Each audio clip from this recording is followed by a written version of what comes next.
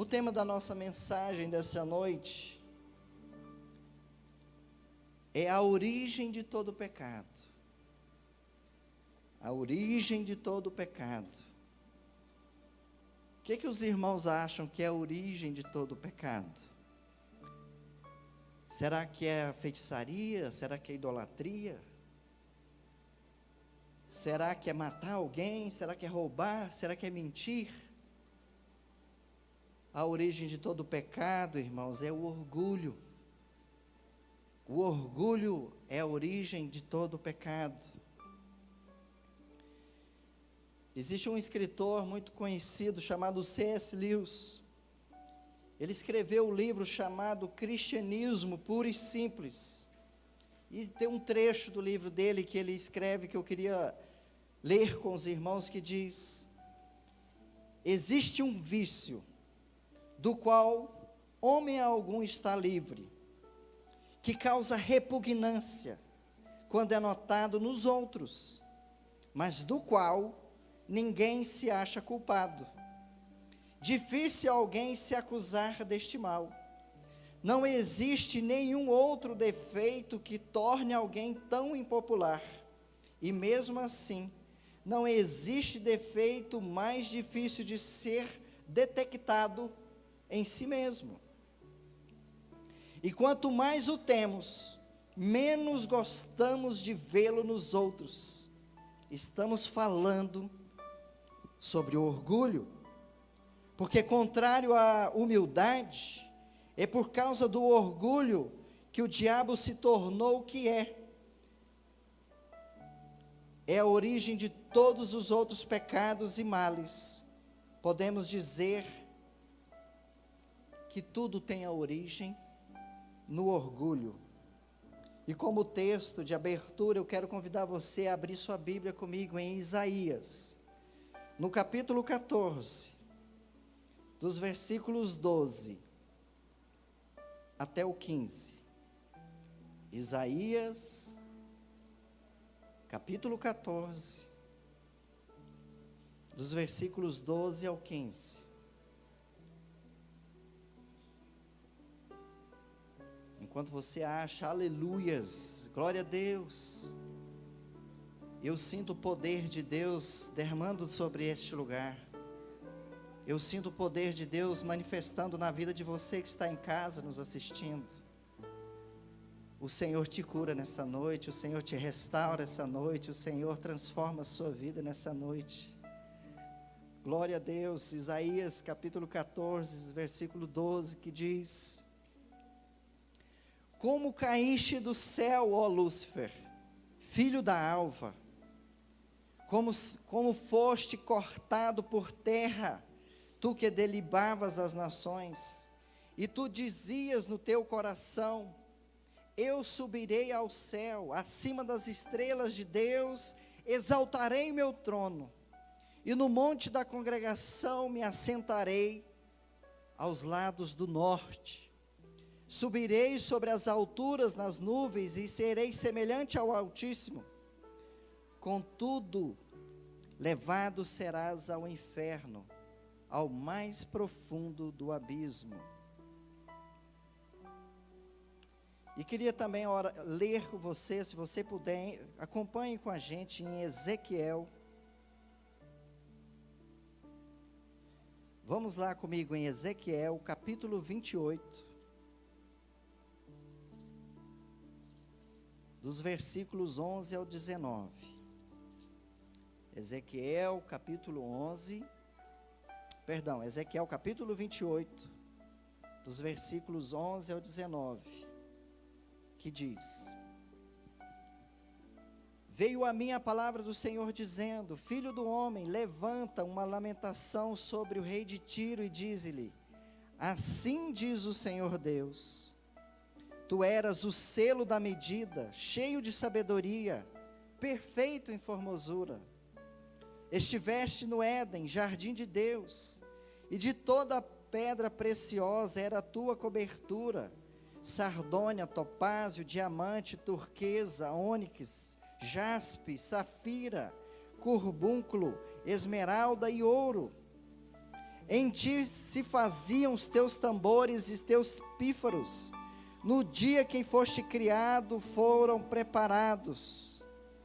Tu eras o querubim, ungido para cobrir, e te estabeleci. No monte santo de Deus estavas, no meio das pedras afogueadas andavas.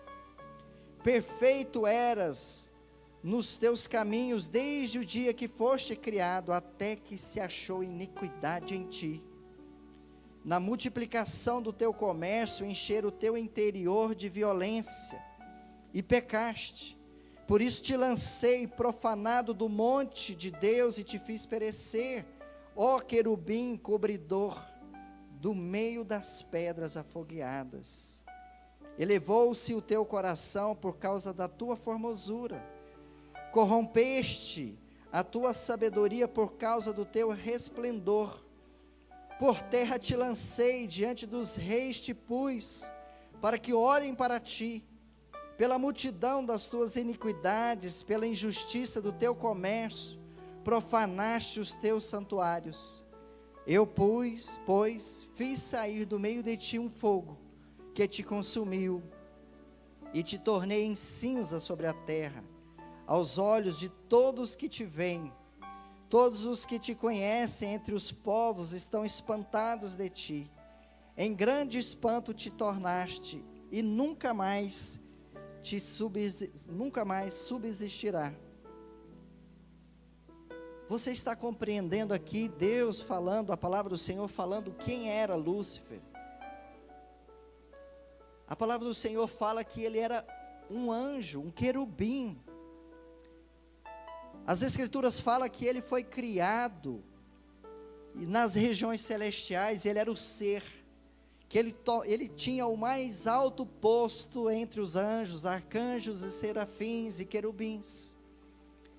Ele era belo, ele era formoso, ele andava sobre as pedras afogueadas, ele via o resplendor da glória de Deus, ele via a presença de Deus, e ele estava diante do Senhor.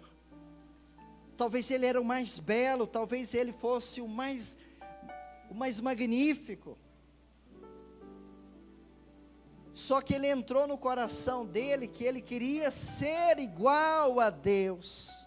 Ele queria que se colocaram no lugar, no trono, aonde Deus estava. Ele já não aceitava mais a condição dele, ele não aceitava mais ser o que ele era, ele não aceitava mais permanecer no estado que ele estava. Por isso a Bíblia fala que ele foi precipitado, por isso a Bíblia fala que houve um fogo que o consumiu, e ele foi lançado fora da presença de Deus, e ele foi lançado para longe da presença de Deus, e nunca mais ele estará na presença de Deus. Por isso que as pessoas tanto se assustam. Por que as pessoas às vezes têm medo de escuro, têm medo de espírito, têm medo de coisas espirituais? Porque hoje a figura que nós conhecemos, que é do diabo, adversário, ele perdeu a glória, perdeu a formosura, e ele se tornou uma criatura que dá medo, que dá espanto, que dá arrepios quem o vê. Porque quem tem essas experiências de ouvir vozes, ver vultos, de sentir a presença do mal, não é agradável, não é bom. Mas Deus não o criou para ser assim, Deus não o fez para ser assim. Deus fez para que ele fosse o querubim ungido da guarda, que ele fosse o anjo, o príncipe do Senhor nos céus. Era para ele estar na glória até hoje, era para ele estar na frente dos arcanjos, serafins e querubins, entronizando Deus e adorando Deus, e fazendo com que os demais adorassem a Deus. No entanto, ele encheu o coração dele de orgulho. Eu quero ser Deus, eu quero ser igual a Deus.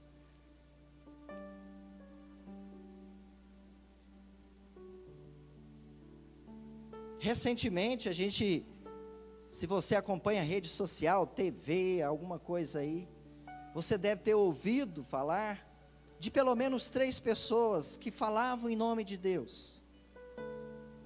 Um está aqui em Alexânia, Goiás, que tem até o sobrenome Deus.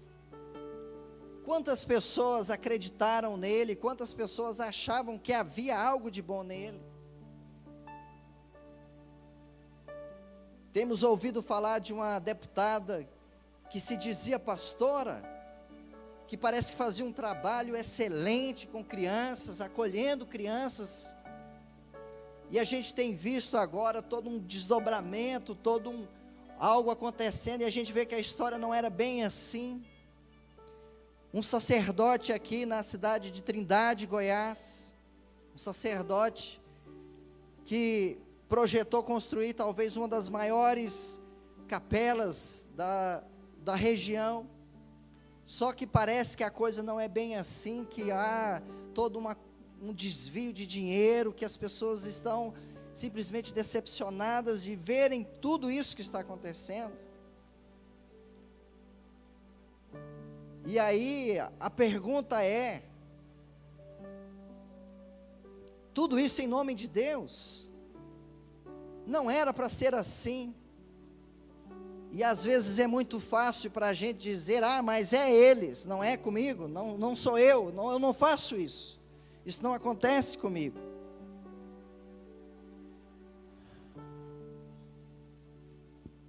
Mais ou menos há uns 30 anos atrás, o pastor Caio Fábio escreveu um livro, que eu já até citei no grupo dos homens, chamado Síndrome de Lúcifer. E ele escreve esse livro baseado no livro de Judas, na carta de Judas, aquele Judas que está lá antes de Apocalipse. Esse Judas não é o Judas Iscariotes que se enforcou, é Judas, o irmão do nosso Senhor, que ele escreveu uma epístola que está lá antes de Apocalipse. E ele fala de algumas características do que acontece, de que uma pessoa pode ser levada a agir na mesma síndrome de Lúcifer, ou seja, de ter a mesma postura, de ter a mesma característica que teve Lúcifer. Se você quiser anotar, se você quiser escrever, a primeira é a soberba. Conforme nós lemos lá em Isaías, o texto que a gente leu na abertura de Isaías 14, 13 e 12, que fala: tu dizias no seu coração: eu subirei ao céu, acima das estrelas, exaltarei meu trono, e no monte da congregação me assentarei, aos lados do norte. Subirei sobre as alturas nas nuvens, e serei semelhante ao Altíssimo. Qual era o desejo do diabo? De ser igual a Deus, de se colocar no lugar de Deus, de ter a independência de Deus, de ter a glória de Deus. Aí quando a gente vai lá para Gênesis, capítulo 3, versículo 4 e 5, a gente vê a serpente dizendo à mulher, quando Deus fala: deste fruto não comerás, porque certamente o dia que você comer, você vai morrer. Aí o que a serpente diz para a mulher em Gênesis capítulo 3 e 4? Então a serpente disse à mulher: certamente não morrereis, porque Deus sabe que o dia que dela comerdes, se abrirão os olhos, e sereis como Deus. E sereis como Deus. O diabo caiu, o diabo pecou, o diabo foi lançado fora da presença de Deus. E o seu fim já está determinado. O fim de Satanás já está estabelecido. Ele sabe que o tempo dele já acabou, já findou. E o que resta para ele agora é só a condenação eterna. Mas quando ele viu o homem sendo criado à imagem e semelhança de Deus, quando ele viu o homem sendo criado à imagem e semelhança de Deus, ele falou: eu preciso colocar na mente e no coração deste homem, que ele seja como eu, não como Deus. Porque o que ele colocou no coração de Eva, o que ele colocou no coração de Adão, é que se eles comessem daquele fruto, eles seriam como Deus, eles seriam deuses. Ainda em Gênesis, no capítulo 11, versículo 4, diz: e disseram: eia,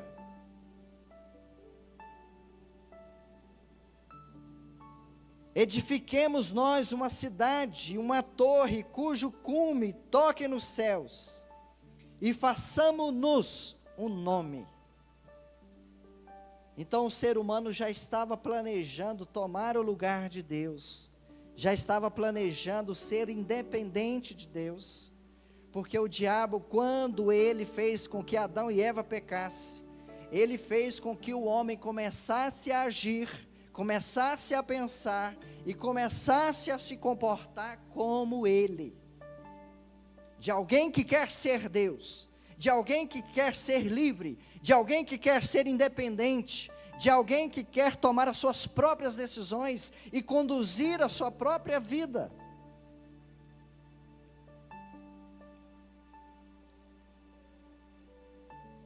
Assim como, para tentar ilustrar o que eu estou falando, irmãos, eu aprendi a andar de bicicleta, eu acho que eu tinha assim uns 9, 10 anos, era mais ou menos do tamanho do Daniel, meu filho agora, não, um pouquinho mais talvez. E a bicicleta do meu pai era uma bicicleta dessas altas, então para mim aprender a andar de bicicleta, eu tinha que passar a perna ali por dentro do quadro, né, e segurava aqui e andava ali. Quando eu era criança, para mim isso era a maior diversão do mundo.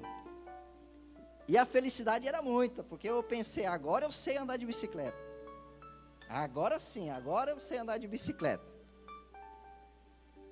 Mas quando eu comecei a crescer, quando eu comecei a ficar adolescente, quando eu comecei a ficar independente, quando eu comecei a agir e a me comportar com a minha própria ideia, com os meus próprios pensamentos, eu comecei a olhar para aquela bicicleta do meu pai e falando: essa bicicleta é feia, viu? Eu não vou andar nessa bicicleta mais nada. O que as meninas aí vai ver, vai olhar para mim, me ver andando na bicicleta feia dessa aí, vai quebrar meu filme. Vou nada. Ou então, quando eu saía para andar de bicicleta, eu queria colocar um boné, um negócio aqui, eu queria me esconder, porque eu não queria que ninguém me visse andando naquela bicicleta. O ser humano é assim. Quando ele cresce, quando ele começa a pegar consciência das coisas, quando ele começa a aprender a maturidade da vida, é a hora que ele começa a se envergonhar das coisas, é a hora que ele começa a questionar as coisas, é a hora que ele não começa mais querer aceitar as coisas como são. Aí é onde começa a soberba, onde começa o orgulho. Romanos capítulo 1, versículo 21 diz: portanto, tendo conhecido a Deus, não glorificaram como Deus, nem lhe deram graças, antes em seus discursos se desvaneceram, e seu coração insensato se obscureceu. Romanos 1, 25 diz: porque estes mudaram a verdade de Deus em mentira, e honraram e serviram mais a criatura do que o Criador, que é bendito eternamente. Para quem quer filosofar e quer ter um nome filosófico para isso, se chama humanismo. Humanismo é quando tira Deus do centro da sua vida, é quando se tira Deus do altar da sua vida e coloca você mesmo nele. É nesta hora em que existe aquelas coisas assim que fala: olha, você é capaz, olha, você é que determina a sua felicidade, É você que determina o que você faz na sua vida. O sucesso, aquilo depende de você. E seja feliz, porque a felicidade está na sua mão. Será? Será que eu serei feliz se eu andar com os meus próprios caminhos, nos meus próprios pés? Porque a Bíblia diz que o coração do homem está cheio de maldade, o coração do homem já está corrompido, o coração do homem é perverso e caminha para a perversidade. Por que nós começamos a ter problemas nos relacionamentos? Por que a gente agora já não aceita mais as coisas? Por que a gente agora quer entrar em conflito com as pessoas, com ideias? Nós queremos entrar agora em discussão. Porque agora nós queremos impor a nossa vontade, porque agora nós queremos fazer as coisas da nossa maneira.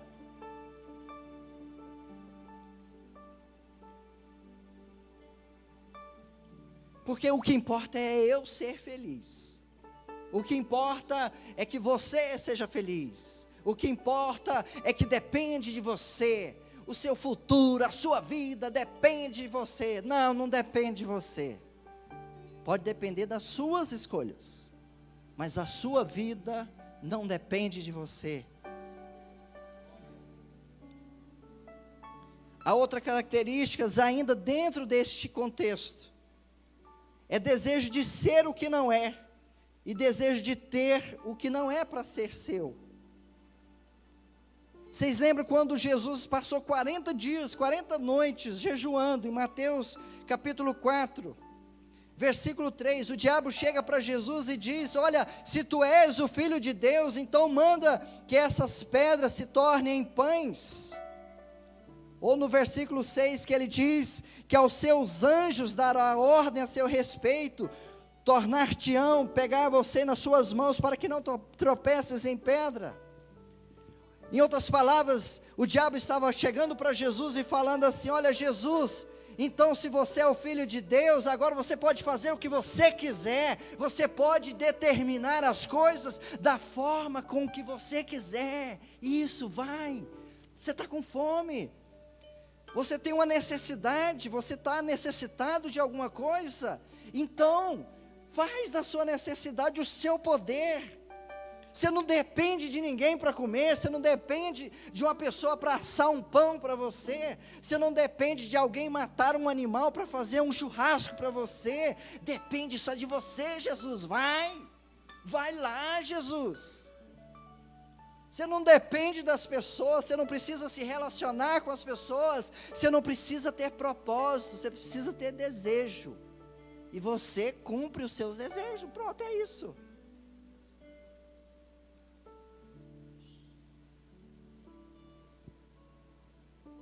E quantas vezes a gente entra nessa crise existencial de propósito, quantas vezes entramos em noias, em parafusos, justamente porque às vezes você vive numa situação imaginando assim, que Deus vai fazer, Deus isso, aquilo, a coisa vai acontecer, aí você trabalha, você esforça, você toma a sua vitamina C, a sua vitamina D, você toma o seu remédio, e a enfermidade vem do mesmo jeito, você ora e a enfermidade vem, você está vivendo e a tribulação vem, você está lutando e as coisas estão acontecendo, e você está orando e a coisa está acontecendo, e você perde filho, perde alguém que você ama, e você tem crises na sua vida, de entender o que Deus está fazendo, aonde Deus está, porque às vezes simplesmente alimentamos esse pensamento, que Deus fará tudo o que a gente quer. Deus é o gênio da lâmpada, que a gente dá aquela esfregadinha aqui, e ele apareceu, 3 pedidos, tudo que você pedir, eu te darei.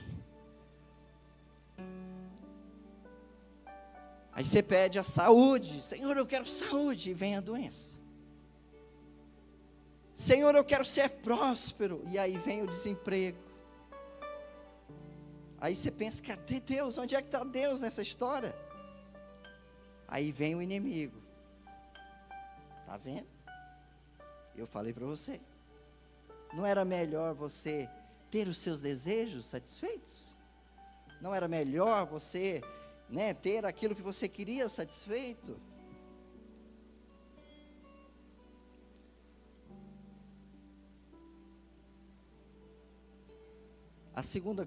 A outra coisa que acontece de uma pessoa que está tendo a síndrome de Lúcifer, ela nega os seus atos. Ela não admite o erro. Porque quando ela é confrontada, quando alguém a confronta na verdade, para ela é mais fácil ela, de repente, imaginar assim: o que eu posso fazer e falar para derrubar essa pessoa que está falando comigo? Porque nós somos difíceis demais para que alguém chegue na gente, para que alguém fale conosco, para dizer: você está errado, você agiu errado dessa forma, você está se comportando errado. Porque nós preferimos alguém que chegue para a gente e diga: olha, você vai vencer, olha, você vai ser um herói, ora você vai ter sucesso, ora você vai ser um guerreiro, ora você vai pegar uma espada flamejante, vai cortar e vai matar e vai fazer um tanto de coisa. É muito melhor você ouvir uma palavra dessa, é muito melhor alguém encher teu ego, é melhor alguém dizer que você está bem, que você vai ficar bem, que você pode, que todas as coisas podem acontecer. É muito melhor do que alguém dizendo para você, dizendo: olha, corrige o teu erro, olha que você está errado, você precisa se alinhar, você precisa se acertar, você precisa pedir perdão, você precisa voltar atrás, você precisa se arrepender, porque nós não queremos ser repreendidos, nós queremos se alimentar daquilo que a gente quer.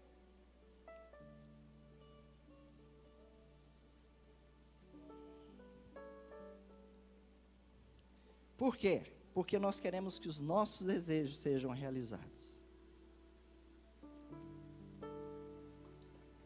Filosoficamente, isso se chama hedonismo. Sabe o que é hedonismo? São aquelas pessoas que falam: o que importa é o que eu quero, o que importa é o que eu sinto, o que importa é o que eu desejo. Filipenses capítulo 3, versículo 19 diz: o fim dessas pessoas é a perdição, o Deus deles é o estômago, e o orgulho que eles ostentam fundamentam-se no que é vergonhoso. Eles se preocupam apenas com o que é terreno. Então é a pessoa querer viver só aquilo que agrada. É só fazer aquilo que agrada. O que importa é chegar à sexta-feira, que já está virando assim um mito, uma tradição, sei lá o quê. Toda sexta-feira já sai de manhãzinha nos WhatsApp aí: hoje é sexta-feira, hoje é sexta-feira, bora, eita menino, vai cair para dentro. O que é bom a gente quer, bora cair para dentro, é sexta-feira, eita, coisa boa. Porque importa é o meu prazer, o que importa é se eu me alegrar, é se eu tiver momentos de alegria, o que importa é ter momentos de prazer, porque o que importa é o meu prazer. Se eu tiver prazer e esse prazer fizer com que eu seja infiel à minha esposa, ao meu marido, então eu vou ter prazer. Se esse prazer é eu comer além daquilo que eu preciso, eu quero ter prazer, e eu vou comer além do que eu preciso.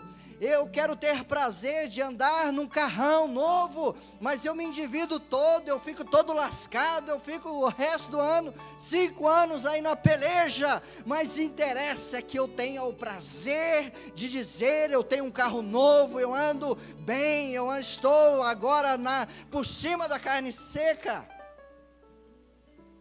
E para muitos o prazer não tem limites.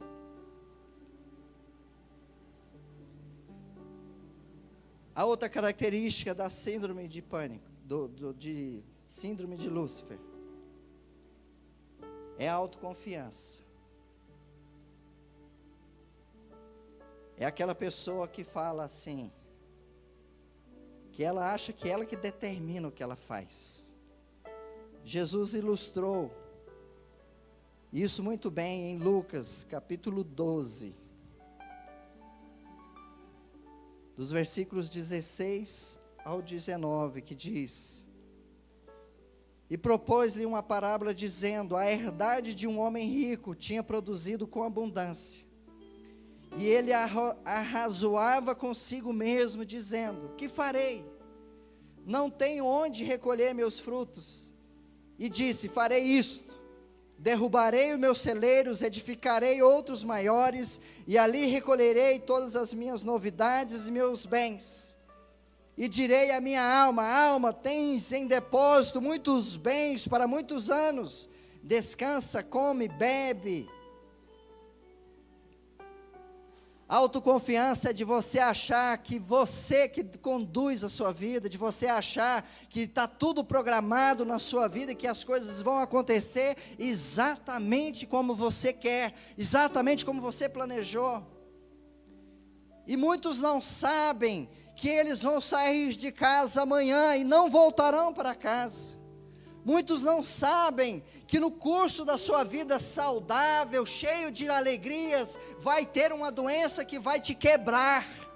Muitos não sabem que durante a sua vida vão enfrentar tormentas nas quais não estavam esperando. Eu pergunto para você, quem é que estava imaginando lá em janeiro, fevereiro, que ia passar esse turbilhão que nós estamos passando este ano? Quem passou a virada do ano 2019 para 2020 pensando assim: essa minha vida está muito sem graça, vamos botar aí uma pandemia no meio dela, vamos fechar comércio, vamos gerar um desemprego aí, vamos matar umas pessoas, porque a vida está muito monótona. Quem imaginava? Quem imaginava que o curso da sua vida ia caminhar nessa direção? Só que aquele que é egoísta, aquele que tem essa síndrome de Lúcifer, ele não pensa assim.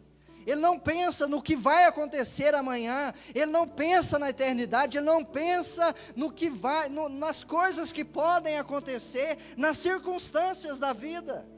Ele só vive pensando hoje, o momento, a alegria, ele pensa em satisfazer o seu ego, o seu desejo, o seu prazer. Ele se acha inatingível.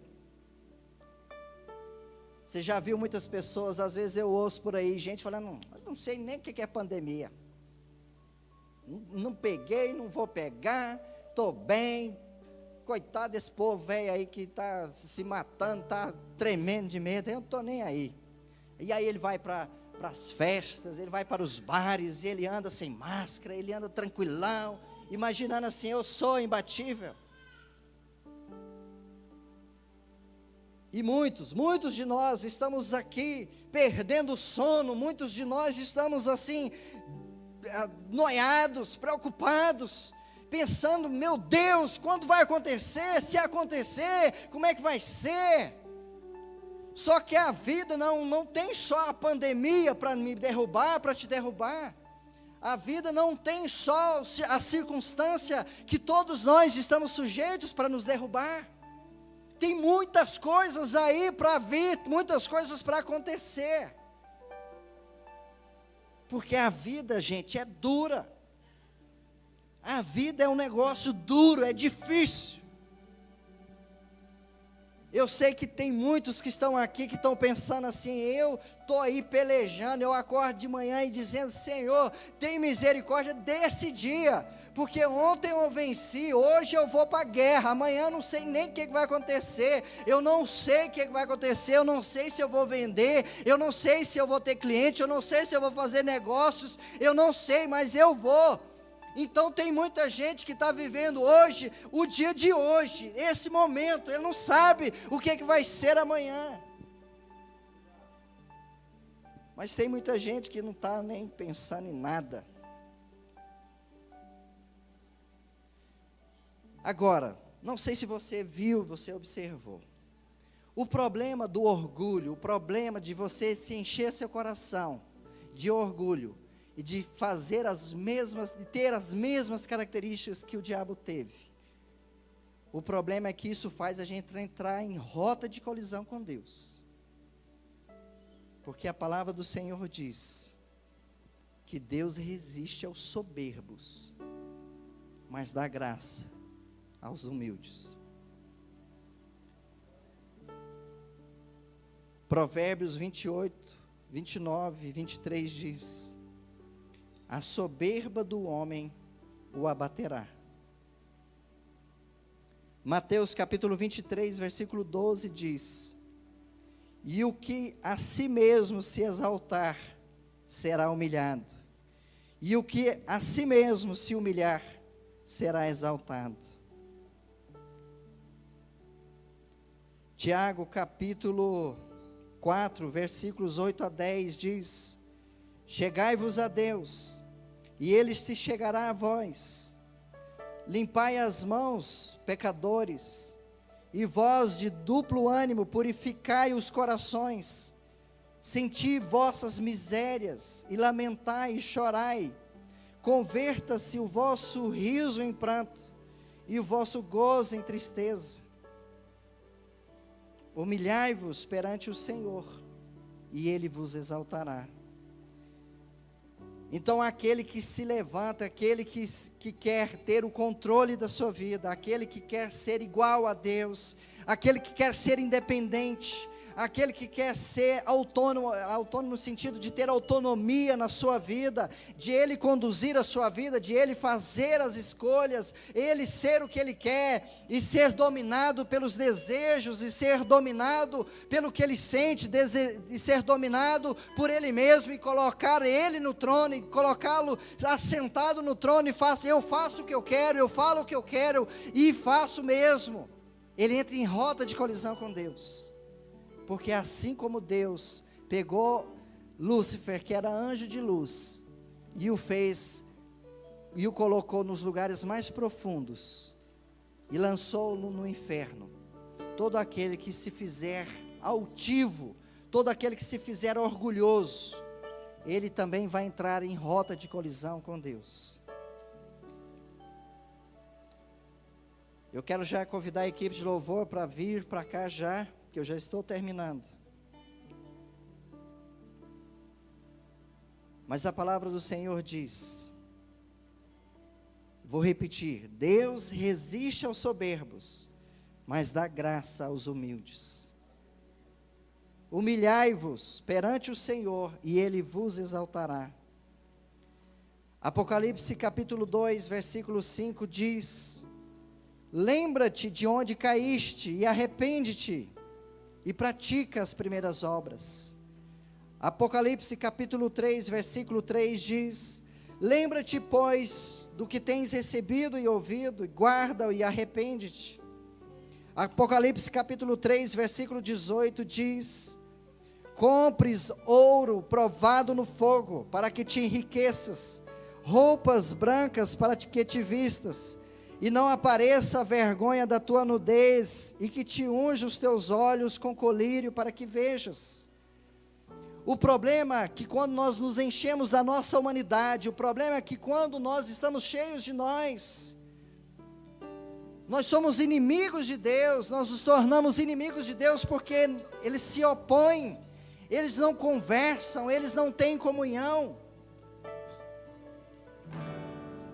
Então todos nós estávamos destinados para ser igual a Satanás, destinados à separação eterna de Deus, destinados a ficarmos distantes de Deus. Mas Deus, sabendo disso, Ele nos amou, Ele me amou, Ele te amou, e criou uma forma de dizer: eu quero pegar essa pessoa que é orgulhosa, que é arrogante, eu quebro ela em pedaços, mas para fazer de novo, nova criatura. Eu quebro essa pessoa toda, Eu quebro, eu mexo na vida dela onde precisar mexer. Mas eu quero colocar nela Cristo. E Cristo, ao contrário do diabo, ele não se exaltou, ele se humilhou, deixando a forma de Deus, e vindo como ser humano, e com a sua humilhação, sendo levado até a morte de cruz, a pior morte que havia. Jesus veio então se humilhar. Jesus veio para morrer por mim e por você, porque eu e você nós não nos humilharíamos, porque nós somos orgulhosos, nós não nos quebrantaríamos se não fosse Jesus morrer por nós. Então alguém tinha que morrer por nós, alguém tinha que ser humilhado por nós, alguém tinha que ser quebrado por nós. E Jesus foi quebrado, Jesus foi moído, para que eu e você tivéssemos vida, para que eu e você não tivéssemos o mesmo destino do diabo e os seus anjos. Porque Ele